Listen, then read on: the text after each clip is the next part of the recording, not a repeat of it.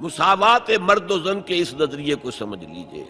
دوسرا نظریہ میں بتاؤں گا جو آج دنیا مغرب سے لے رہی ہے، وہ سراسر گمراہی ہے، سراسر گمراہی ہے، سراسر گمراہی۔ لیکن نیکیوں کے میدان کھولے ہوئے ہیں مردوں کے لیے، عورتوں کے لیے۔ جو مرد کمائے گا نیکی وہ اس کے لیے ہے، جو عورت نیکی کمائے گی وہ اس کے لیے ہے۔ انڈیویجویلٹی ہے، فریڈم ہے، فریڈم آف ول ہے، مساوی ہے۔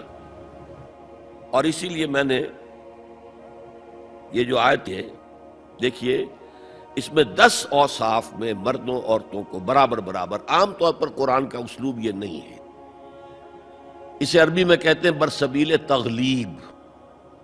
ایک مجمع ہے، مرد بھی ہیں عورتیں بھی ہیں، تو مذکر میں خطاب ہوگا، مؤنث کے صیغے سے خطاب نہیں ہوگا، وہ تابع ہے ساتھ ہی آ جائیں گے۔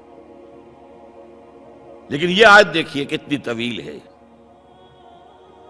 ان المسلمین والمسلمات، یقیناً فرما بردار مرد اور فرما بردار عورتیں، والمومنین والمومنات، اور صاحب ایمان مرد اور صاحب ایمان عورتیں، والقانتین والقانتات، اور فروتنی اختیار کرنے والے مرد اور فروختنی اختیار کرنے والی عورتیں، والصادقین والصادقات، اور سچ بولنے والے مرد اور سچ بولنے والی عورتیں، والصابرین والصابرات، اور صبر کرنے والے مرد اور صبر کرنے والی عورتیں، والخاشعین والخاشعات، اللہ کے سامنے جھکنے والے مرد اور جھکنے والی عورتیں، والمتصدقین والمتصدقات، صدقہ دینے والے مرد اور صدقہ دینے والی عورتیں، والصائمین والصائمات، اور روزہ رکھنے والے مرد اور روزہ رکھنے والی عورتیں، والحافظین فروجہم والحافظات، اور اپنی شرمگاہوں کی حفاظت کرنے والے مرد اور اپنی شرمگاہوں کی حفاظت کرنے والی عورتیں،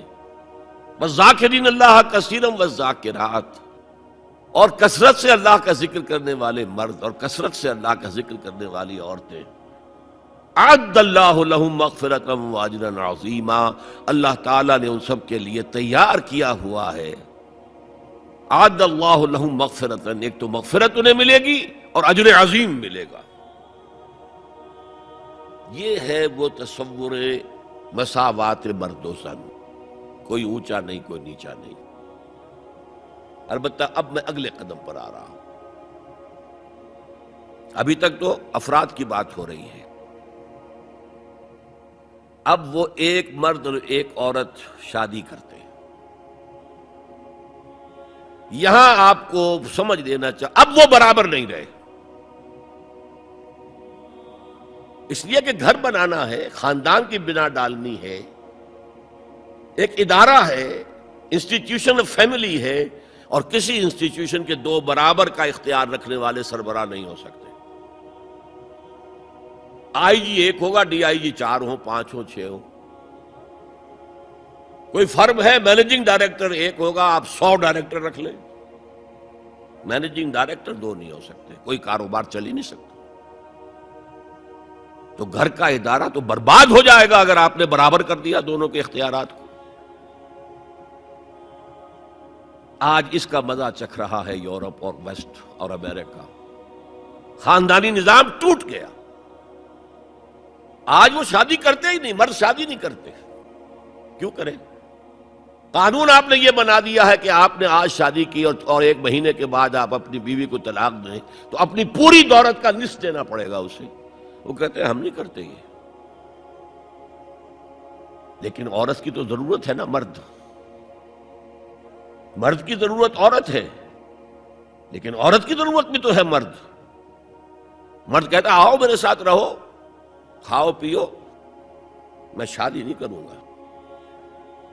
وہ یہ کہتے ہیں وی آر لیونگ ٹوگیدر، بس we are not married, we are living together. بچے بھی ہو رہے ہیں۔ یہ کلنٹن کا 3-4 سال پہلے صدر تھا وہ، تو اس کا جو آیا تھا state of the union address, سال میں 1 دفعہ وہاں کا صدر دیتا ہے، پوری قوم کو خطاب کرتا ہے، اس میں اس نے کہا تھا کہ عنقریب ہماری امریکی قوم کی اکثریت حرام زادوں پر مشتمل ہوگی۔ اس کے الفاظ حرام زادہ نہیں، اس نے کہا باسٹرڈ نہیں کہا، کیا کہا؟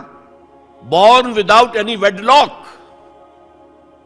ماں باپ کے درمیان کوئی شادی کا بندھن ہے ہی نہیں اور بچے پیدا ہو رہے ہیں، یہی تو حرامی کہلاتے ہیں ہمارے ہاں۔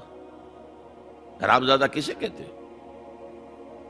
اور یہودیوں نے حضرت مسیح کو کیوں کہا حرامزادہ؟